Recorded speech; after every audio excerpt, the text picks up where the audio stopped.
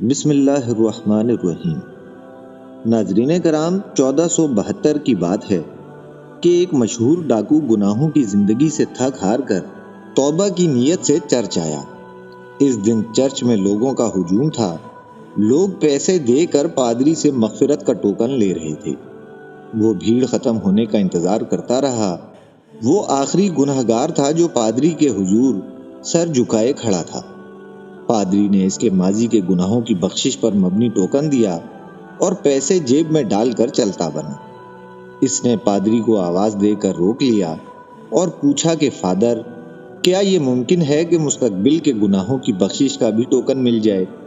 پادری نے کہا، ہاں ممکن ہے، لیکن اس میں ڈسکاؤنٹ نہیں ہے۔ اس نے مستقبل کے ایک بڑے گناہ کی بخشش کا ٹوکن لیا اور چرچ سے باہر آ گیا اور چرچ کے گیٹ پر رک گیا۔ چند لمحوں میں پادری بھی پیچھے سے نکل آیا۔ اس نے پادری کا سر تن سے الگ کیا اور پادری کی جیب سے مغفرت کے ٹوکن سے حاصل شدہ سب پیسے لے کر چل دیا اور جاتے ہوئے کہنے لگا کہ مستقبل کے جس گناہ کی بخشش کا ٹوکن خریدا تھا وہ پادری کے قتل کا تھا۔ کسی نے اس سے پوچھا، اس صدی میں تجھ سے بھی بڑا کوئی ڈاکو گزرا ہے؟ اس نے کہا، بہت، مگر وہ چرچ میں ہوتے ہیں، اس لیے وہ لوگوں کی نظروں میں معزز ہوتے ہیں۔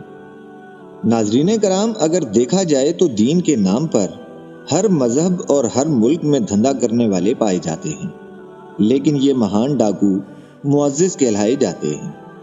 امید کرتا ہوں کہ آج کی یہ مختصر کہانی بھی آپ کو پسند آئی ہوگی۔ ملتے ہیں انشاءاللہ بہت جلد ایک نئی کہانی کے ساتھ۔ اپنا خیال رکھیے گا۔ اللہ حافظ۔